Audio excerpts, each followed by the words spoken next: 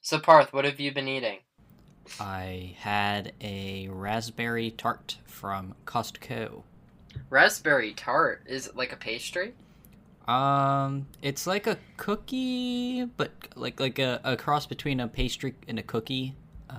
Whatever you would consider that. Is it one of those things that you just eat one of, or is it a thing that you like take several of at a time? No, it's one. It's like the folks Approximate at the home can't see, size. but it's about this big. Put it in perspective of like a piece of U.S. currency. It was like bigger than quarter. It's like a silver Oh, it's dollar. it's like 10 quarters. That's a really Like vague. like if you were to put them in a circle. Was Okay, it maybe good? not 10. Maybe like 7. So that means your family has a Costco membership card. It yeah, we do. Did you We're know it's big only 100? Amex people. It's only $100 a year. Wait, I does know, it it's a come good with deal. Amex? Is that what you're saying? It doesn't. I mean, I don't know if it comes with Amex, but like you can get a Costco membership A package through. of the two. Yeah, at the very least. My parents have these big clunky golden Amex cards, and those boys are dense. I'd be like so confident throwing those around, but my plastic is thin. So Trent, what have you been eating most recently? The folks at home won't know this, but it took Trent like hours of valuable recording time to remember what he ate, and he went, Parth, stop. I need my time. So yeah, so this better be good. I think hours is a little bit of a gross overstatement of how long it took, being that we're on minute 4 of this recording. So you're I don't know what lying, you're talking about. and the record reflects that. But yeah, I had a chai latte. I mean, after all the hard thinking, this is what I came up with. I had a chai latte and a Is that croissant. is that it? All of today? Yeah, I know. I know it's nighttime, but That's I'll make something happen after this. I need to Trent. work up an appetite chit chatting with you, and then I'll like reward myself with some nutrients. Trent, this isn't good. You're a big, strong, growing boy. So you're arguing I need fuel like pre-podcast? You're a I'm man of running on almost 20. fumes. Of almost 20. I know. I don't have a scale or a TV where I am right now, so it's like I have no concept of like news from the outside world or how much I weigh. Wait, So I'm saying you're almost 20. You are 20, aren't you? yeah, I'm my almost 20. my I'm so teen years stupid. are over. That was I'm like embarrassing. bummed. People feel like all jazzed when they turn 20. That's like a milestone. I just feel like I'm close. I'm closer to death.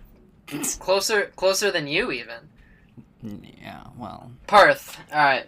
Let's settle this once and for all. Who do you think's gonna go first, me or you? I think I'm gonna go first. Really? I was gonna say the opposite. Really? Why do you think an accident's gonna happen? I Or do you think think you're gonna die of natural causes, but it's just gonna happen to be earlier? there's a few different options. Yeah, lay it out. As we all know, I'm a huge TC fan. TC Tom. being Tom Cruise, yeah. Mhm. And as a result, sometimes I can be a little crazy. So I'll either be doing something like really stupid, and everybody will be like, "Parth, maybe don't do that," and Yeah. I will have done it. Well, like a and, stunt? yeah, but not Or like just like some sort of dangerous act? no, like somewhere in between, I guess. I mean, not cool enough to be a stunt, and not dangerous enough to be a dangerous act, but But still dangerous enough to kill you in this scenario. yeah, and it won't be like cool. Like it won't be like, oh wow, like he died in this really blaze of fire or something. Yeah, It'll be you like won't go down in flames. he like tripped and like hit his head. So, if you were to make an educated guess, when's this gonna happen? In your 20s, in your 30s? I'm I gonna feel like say I hope you aren't doing this kind of hijinks in your 40s. Like, if you make it that far, I think once I pass my 30s, then we can restart this conversation. yeah, then the Tom Cruise factor is like wildly reduced. Although TC, he's going crazier with each year. Yeah. So if you were to follow Tom Cruise's like linear like progression of getting more intense with each year, Yeah, well, you know what else has made it far? who? Well, not who, what? this intro to this podcast. Should we cue? Isn't it weird when celebrities die in like their 50s or 60s, and then you're like, but you're famous, and I'm not famous, so does that mean I'm gonna die young also?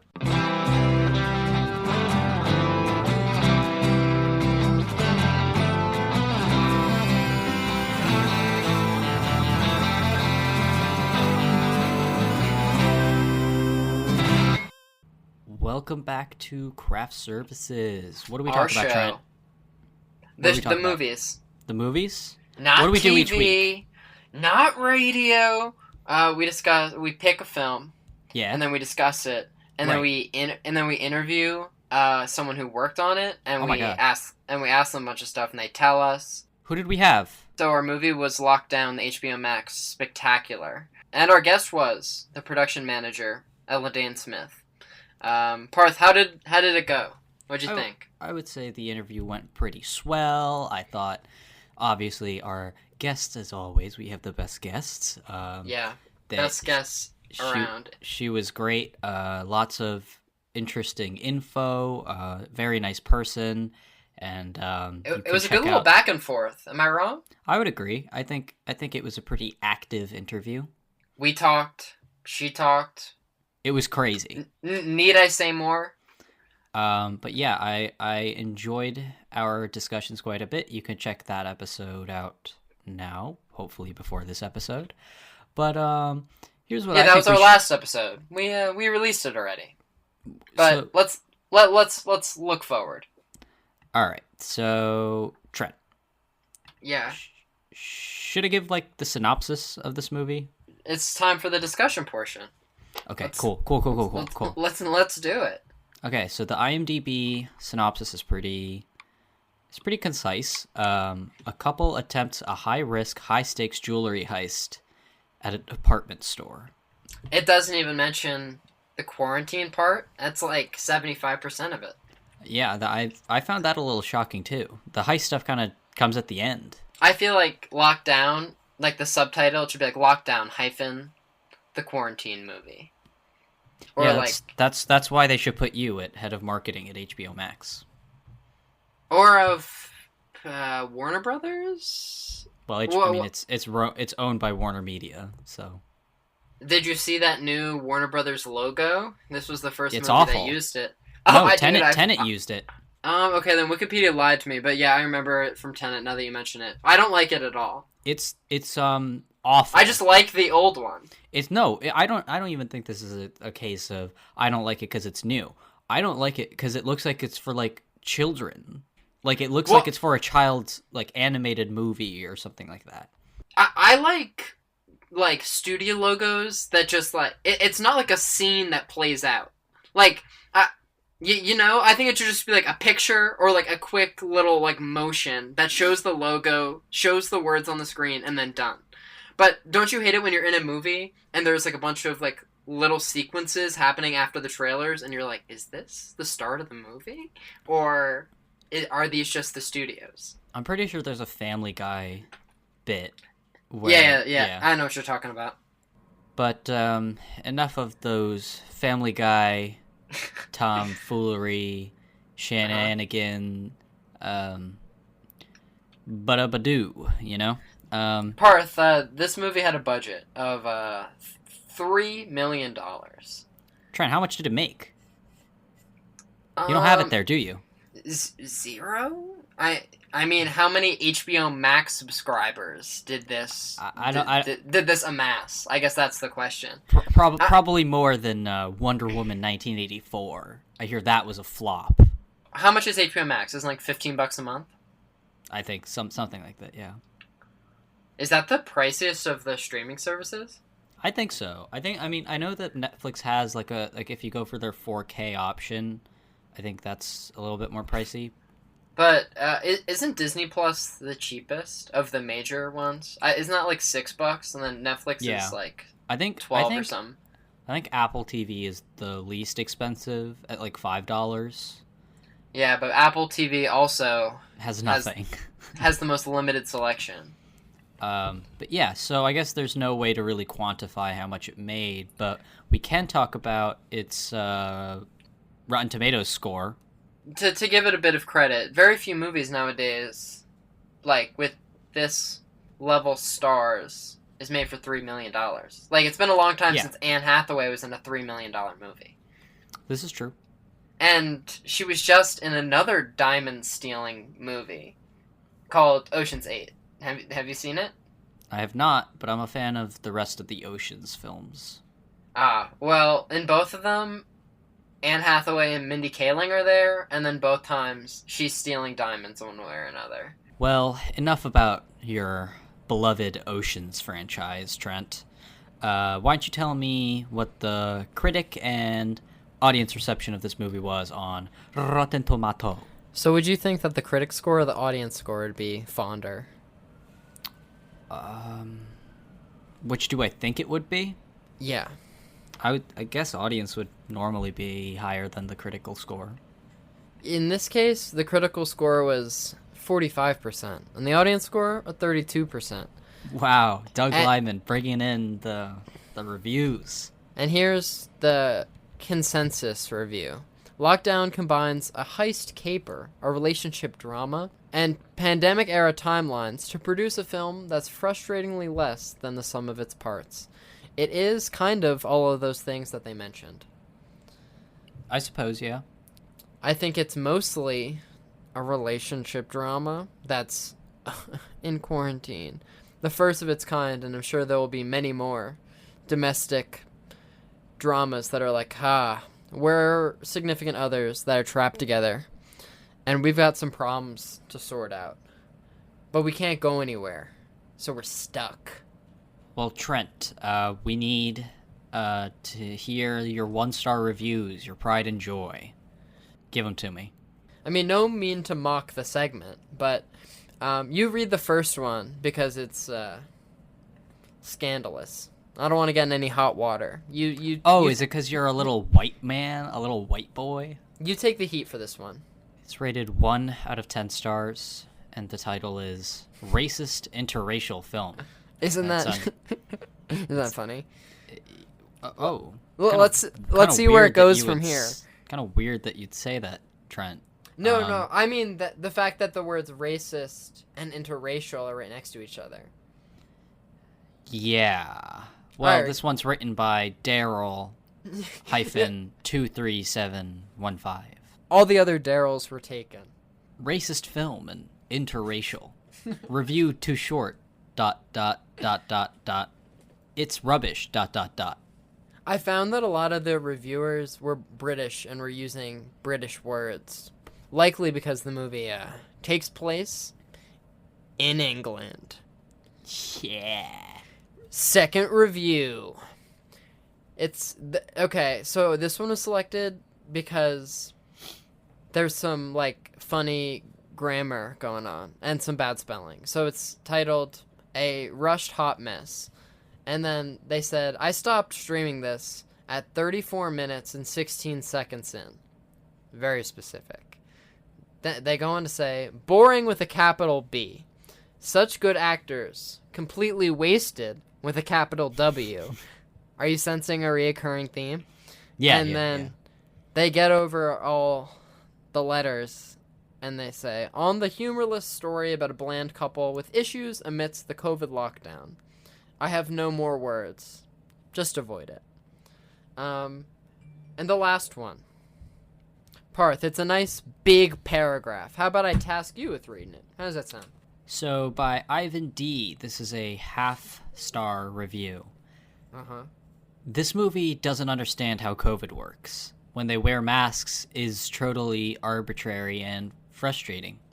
Annie puts on a mask to go into a place where she isn't greeted by tons of maskless people. She then takes her mask off and interacts with literally almost 100 people, all not wearing masks or social distancing. Holy cow, this movie was a bomb. But it's also dangerously COVID unsane.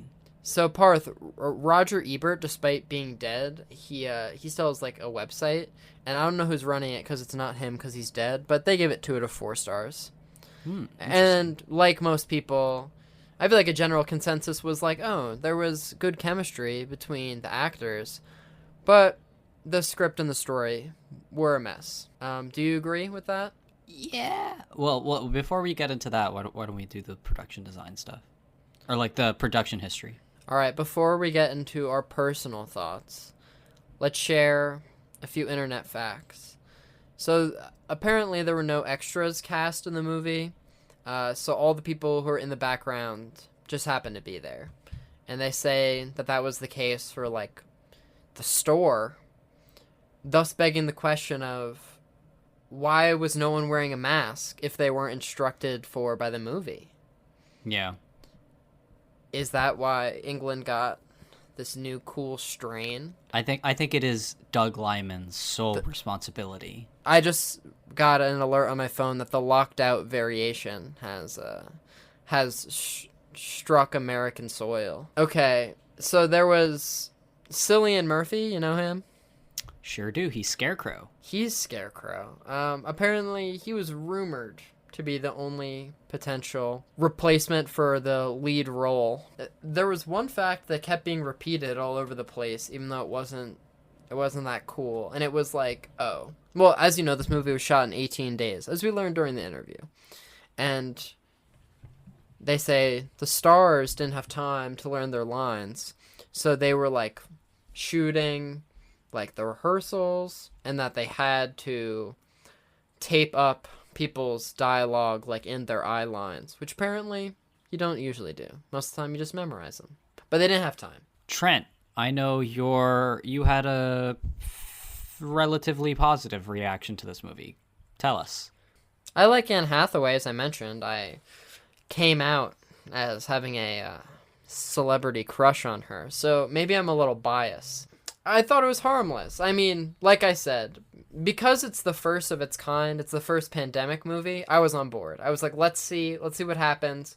And they patented a lot of what's going to turn into the COVID tropes of people wearing pajamas while they're on Zoom calls, and the bad connection, and a lot of FaceTime dialogue scenes, which I didn't think were particularly compelling. But I thought the heist was really the upswing. And they had me there for a second, but it didn't do that much for me. I know that you didn't like this. No, I was not a fan, unfortunately, which kind of upset me. Did you have high hopes? I didn't have high hopes, but I always like watching we like anything. Doug Liman. Yeah, I like watching anything Doug Liman makes. So I don't know. I generally like what he does. I think he has a fun, like, sort of floaty style to his directing. This is, like, just as much of, like, a hangout movie as Swingers is. I mean, it's just, like, people talking in rooms. Nowhere near as good. No. I like Swingers much more. But do you know what I mean? I agree. It's not that I don't think this movie has his, like, directorial style. I just don't think it really works all that well, and Why doesn't it work, Parth? I think this has a pretty terrible script. So Stephen Knight wrote the script, and I looked up what else has he written, and he's written a bunch of stuff for film and TV. He wrote and directed a movie that I like very much called Locke, and that's a movie that is all Tom Hardy in a car as he drives from one place to another. I don't really want to spoil it, but it's a really good movie, and it makes use of the close quarters environment, which I guess is he had a background in people talking in rooms. But most recently, he made a movie called Serenity. And it was like horribly panned. He wrote and directed that one, and people like hate it. And what is it? Like, I haven't even heard of this. I have no idea. I know it stars Matthew McConaughey. I know that it makes no sense, and people are like, it's a hilarious misfire, is the essential Wait, is consensus. This... I could be wrong. Is this like Matthew McConaughey on a boat movie? Yes. No, you're right. I know what this is, and I don't mean to spoil anything, but in one way or another, the punchline is like, it's all a simulation. Cool. Well, we love it when that happens. Did you know that much?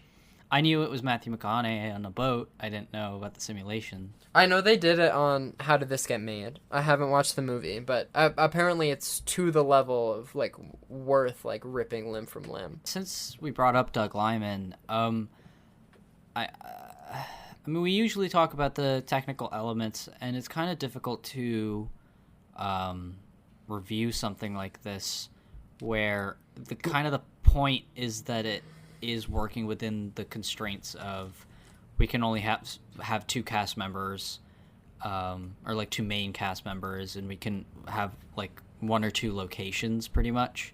Well, like as we learned during the interview, I think like one of the coolest things about this movie is like how they had all the constraints and how they did some people entirely remotely and how they incorporated that into the script. I thought that was very strong and resourceful. I have to disagree. Well, I mean, I wish it worked better, but I think.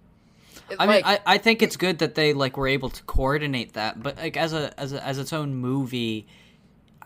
It's kind of weird to have all these Zoom scenes. All right, let me state this another way. I watched Malcolm and Marie last night, which I've seen that.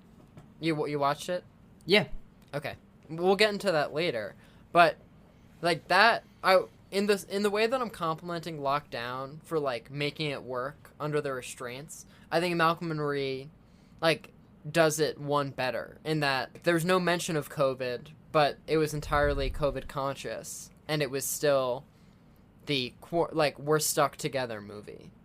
Well, and yeah. I think the better version of it. I think that like Lockdown, the problem is I think it has kind of a fundamentally broken script. I don't think any of the characters feel real. I don't think the plot makes all that much sense. Like people go on like they don't act like real people. They, and I'm not necessarily somebody that thinks that a movie character has to have like a one-to-one representation of reality. You don't get to be an Aaron Sorkin fan by wanting reality in your movies, but like, sure. but I do want them to feel real as characters, and they never felt like anything other than vehicles to sort of say lines of dialogue and like go on kind of pointless monologues. Like, I think like the problem is I like everybody involved in the movie. The writer has done stuff I really like. The director, obviously, I've said before how much I like. And I like both the actors. And so it becomes really frustrating when everybody's working in service of a script that's just not interesting and characters that are not that interesting. And you can maybe get away with both if you have something else going on. But because of the restraints of this movie, because it has to be only in this house, it has to be only these two characters, and it can't be that big of a movie, it has to be like a talkie movie, it kind of means there's like nothing in it for me. Imagine if only the first hour of this movie was released independently and there was no mention of the diamond heist. Well, that's kind of like part of what my issue with the movie is that I remember it being presented to me or watching the marketing material, and it's like, oh, it's a heist film, and it's a couple that are going through a tough time, and then they decide to do a heist together. The issue is that's not the movie. The movie is for 3/4 of the time we're gonna yell at each other about how we don't have a good relationship, and then in the last quarter, I guess we'll try to steal a diamond. I read a lot of reviews that were like, it's hard for us to sympathize with our heroes when it's like they're stealing a large sum of money and they're already like pretty financially well off. Yeah, and it's also that it just doesn't make any sense. Like there is no real reason.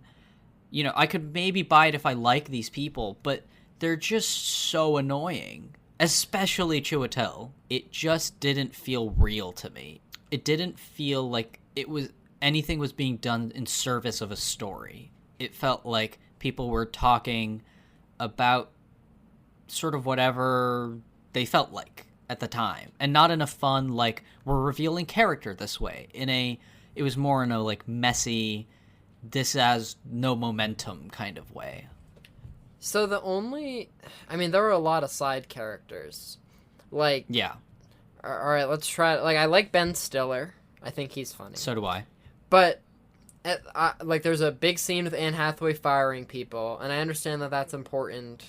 Oh, she's learning that she hates her job, and that's what's gonna set this all into motion. But I scrubbed through this movie before to take notes, and I was like, damn, every scene is someone looking at an iPad, and I don't know. And a common complaint is I feel trapped because I'm in quarantine and I'm at home watching this on my TV, and the last thing I want is to be reminded of the exact circumstances I'm in. Well, it kind of brings me to my other issue with the movie, which is that I think it's a fundamentally misguided premise in my eyes. Explain.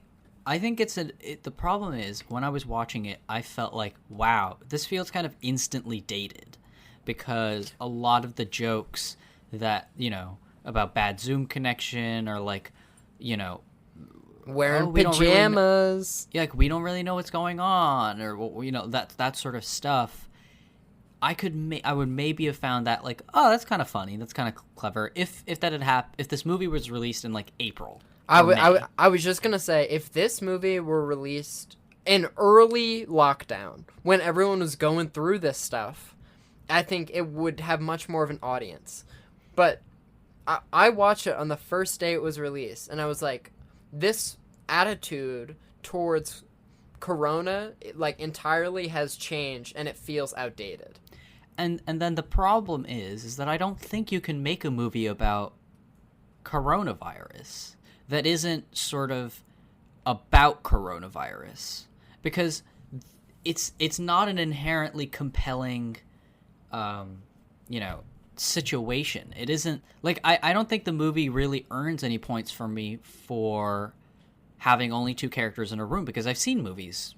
I mean, the writer has made a movie where it's one character in a car, and Locke is an incredible movie. I think it's really, really good, because it sets up a dramatic arc.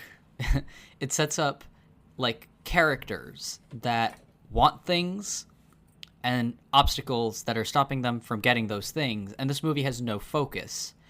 And like you were saying, like, it's like 90% of the movie is people looking at iPads and things, and it's like, that's not cinematic. That's funny for like a bit. That's funny for like you can make a 10-minute short, because it's such a limited concept. I don't think you can make a movie about COVID where people are trapped inside unless it's a movie about COVID. And this movie is trying to be a relationship drama, and I don't think you need COVID for that. You could just say, there's a winter storm outside and they're stuck in the house together.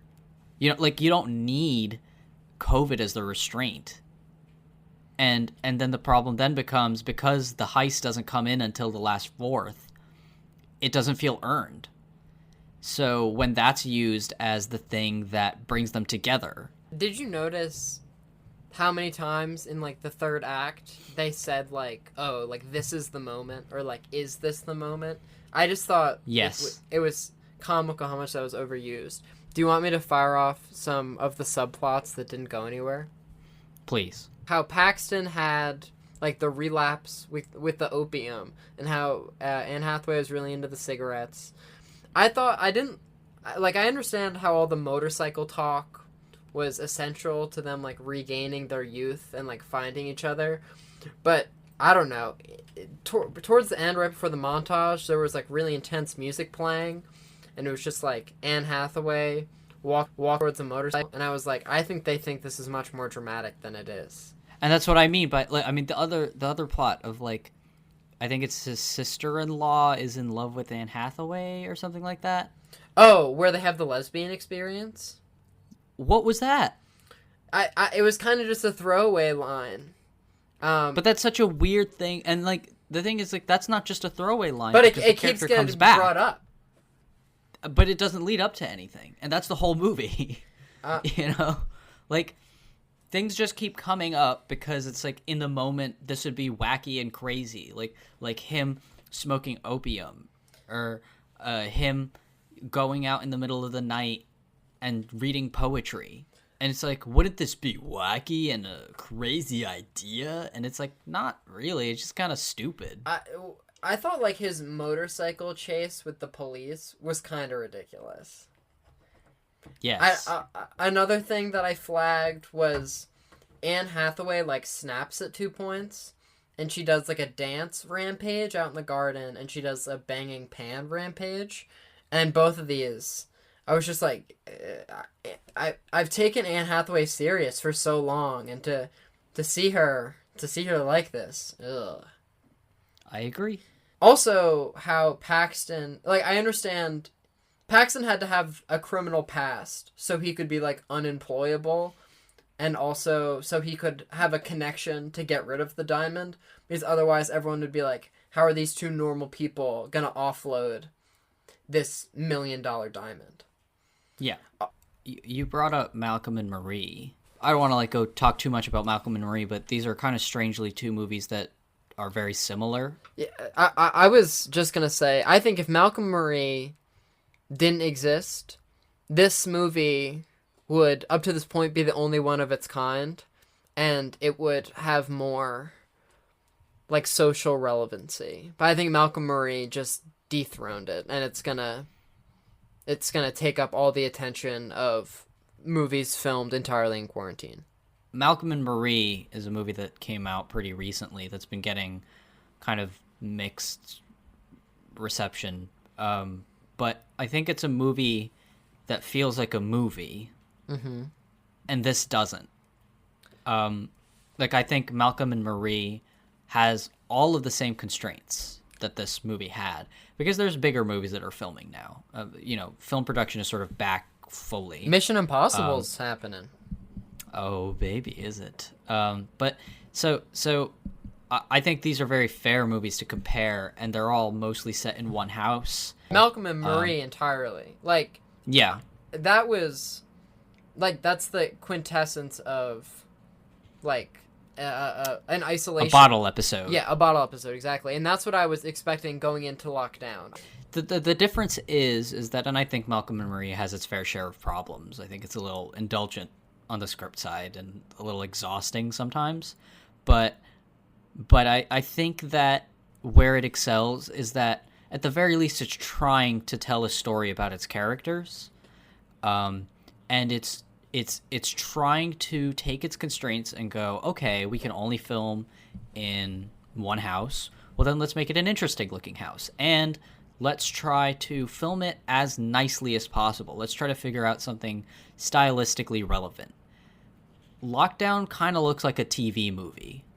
Yeah, I heard that term being thrown around a lot in the comments. It's not lit very interestingly, and it's not, I just don't think there's anything all that stylistically interesting, which again, it's disappointing because I like all of the people that work on this movie, and they've all worked on things that are better than this. I think Doug Liman's visual design can be really cool, and it can be really, really entertaining, and in this movie, I just don't think he has anything to do. And you look at something like Malcolm and Marie, and it has, black and white can be kind of a crutch for some people, but I think that, like, it works really well. It looks beautiful. It's shot well, and there's some really impressive sequences that are, either done in one take, or the actor is given something to emote with. It's the exact same constraints, and one tries to tell a story, and the other, I just don't know what Lockdown's trying to do. That the review in the opening saying that it was trying to be too many things and thus became nothing at all. It's a nice summary of what we've got here. I think the only thing that I actually genuinely liked was Ben Kingsley. I thought he was pretty funny. I heard that was a common response. What else is he in that people like him a lot? Because, like, I recognize his face, but what's he famous from? He kind of doesn't have too many, like, leading roles. He's more of, like, a side or supporting character. I think he was in Schindler's List. Yes, he was. He played Gandhi. Oh. He's the Mandarin in Iron Man 3. Did you know Richard Attenborough directed Gandhi, and he's John Hammond in Jurassic Park? Isn't that wild? I know. It's crazy. And him and Steven Spielberg were just boys. Steven Spielberg directed Schindler's List. Yes, in the same year as Jurassic Park. So we're tying it all together, baby. Exactly. Would you say that Lockdown was better than Jurassic Park? All right, I'm going to go out on a limb here and say no. Okay. I just want to make sure. So another thing I wanted to say about Lockdown is that I thought Anne Hathaway, whenever she was in her group Zooms, it's like the quality of her screen was much higher than everyone else's, and it looked really unnatural. Even though there were movies, I don't know, like Unfriended, which operate entirely in like group FaceTimes, and it like works. Yeah, it's kind of obviously they were recording the Zoom call and they were locally recording her video. And they said, we learned in the interview that they recorded everything live. That like the characters were actually interacting, which I liked. Because if they were recording... No. I know that they're reacting to each other live, but much like... you're going to get a little behind the scenes of how we do the podcast. We use a site, and it records the audio online. But we also, on our own laptops, record our audio. Right. And I think that's what they were doing. So they were simultaneously recording the Zoom and recording the video on their own. With external microphones. With external microphones, and the video was just attached.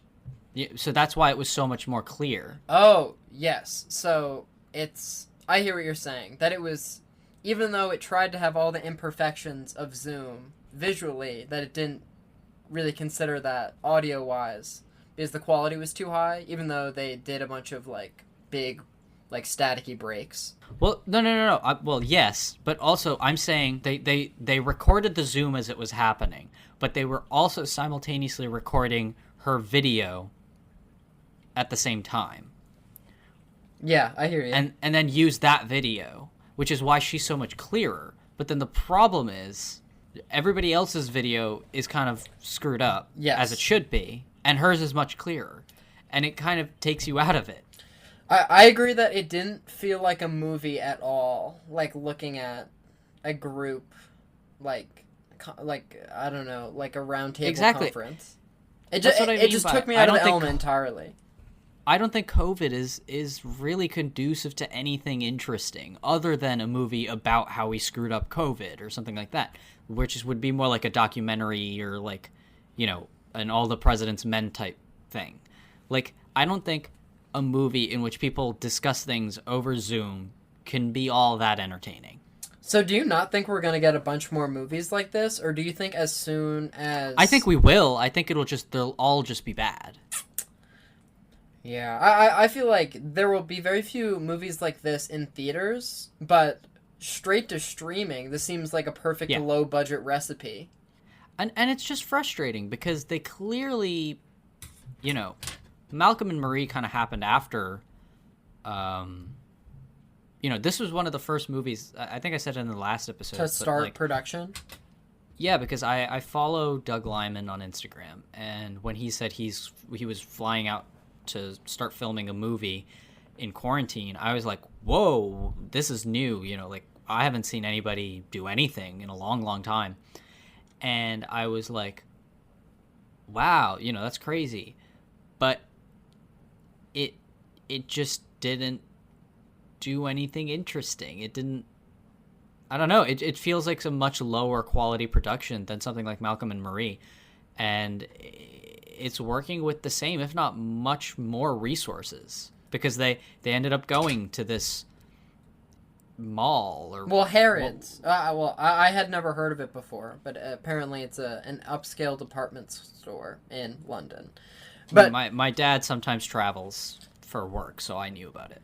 Yeah, so I'm more cultured, Trent. Yeah, that's exactly what I was trying to say, and I agree with you that is a big set piece, and to have that at your disposal over a one-room bottle episode, or like like with Malcolm and Marie, which has no cutaways and no secondary locations.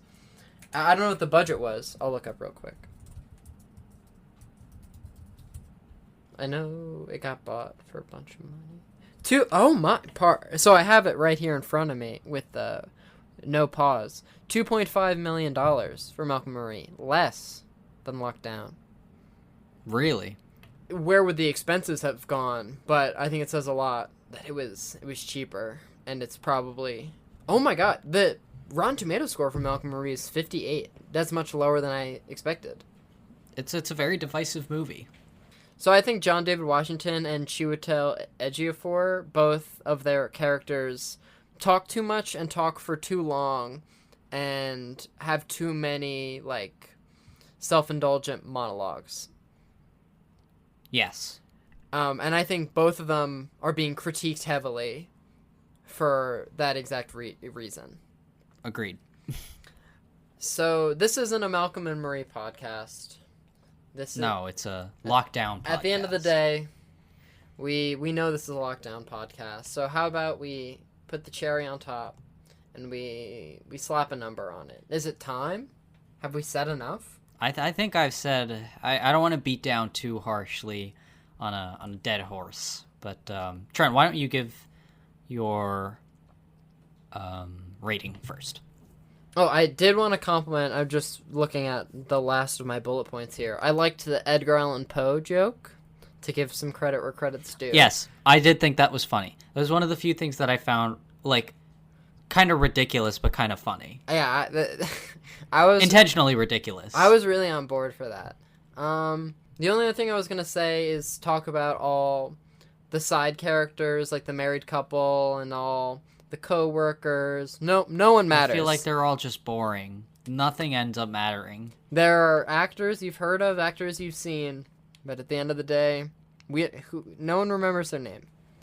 I don't even remember Anne Hathaway's character's name. Do you? I don't remember anybody in the movie's name. Well, there's Paxton. Sure. Do we want to brain blast and see who can think of Anne Hathaway's name first, or is that not going to happen for you?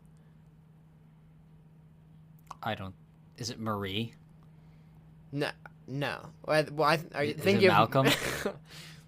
I see what you're doing there. Different movie, but I'm gonna give. Oh, sorry. Is it Catwoman? Or am I mixing that up with a different Anne Hathaway character? I thought about Batman or The Dark Knight Rises rather, watching the movie today when Anne Hathaway was on a motorcycle, and I was much more into this a few years ago. Well, I mean, I like her a lot, and I like her as Catwoman. No, I agree. And I agree with both points. And I'm cool with motorcycles, so all the elements, but they were all there for you. But most of all, I like Batman. So I think that is the undeniable asset that Lockdown did not feature. It did not, in fact, have Batman. Not even an undertone of Batman. No mention. But... Not a bit. But Warner Brothers... Trent. Warner Brothers play an equal role in both. My rating... I know you're gonna be harsh. So just to bring up the average score, I'm gonna give it like a 4. Oh, wow. You went lower than I thought you would. Well, I just think you're about to be brutal. I'm bracing for impact. Like a 2 or a 3? Are you ever gonna watch it again? I don't see it happening. That was kind of my metric also. I was like, I had a fun ride. I've seen it twice now, and I'm good. It gives, to be fair, it gives me no pleasure. In like I don't want to like dislike the movie going in. Yeah, like I want it to be, I was fairly hyped. I wasn't like hyped, but I was fairly interested. It didn't live up to it, but yeah, I think Doug Liman has a space movie with Tom Cruise coming up anyways, so it'll all be forgiven. I think this movie will be remembered mostly by the conditions by which produced it. Yes. And if anyone needs until the time where a better pandemic movie comes out that acknowledges the COVID or like that acknowledges the COVID virus, this will be the example. It just by default of not having any competition at this time. Yeah. Because if someone looked up pandemic movie, you'd get like Contagion, and then what's the next most relevant movie that takes place during the pandemic? It's this. So yeah, is that it? Is that all we have to say? It seems like that's that. Well, Trent, do we have any episodes coming up next week, or like what's the deal there? Or is it ending? Is it all done? I see what you're doing. Making your signature bit. Parth, the show isn't ending. There's more episodes. Tell us about. Oh wait, what comes next? Yeah. I actually kind of remember that now. The continuation of the show. Yeah. We talked with unit still photographer Mary Weissmuller-Wallace. It's a monster of an interview. Yeah, it's a beast of an interview. It's a behemoth of an interview. But it was a really fun time. She was awesome. She gave us a ton of stories. You get a Sam Raimi talk. You get Clint Eastwood talk. You get Matt Damon talk. Brad Pitt talk. Yeah, you hear personal stories from the co-hosts. You hear how Parth met. No, don't bring that up. Well, you hear how Parth met Sam Raimi. You hear how my dad shook Brad Pitt's hand. So anyways, guys, see you next week with our interview with Mary Weissmuller-Wallace. On our show, Craft Services, the podcast. Our show, the podcast.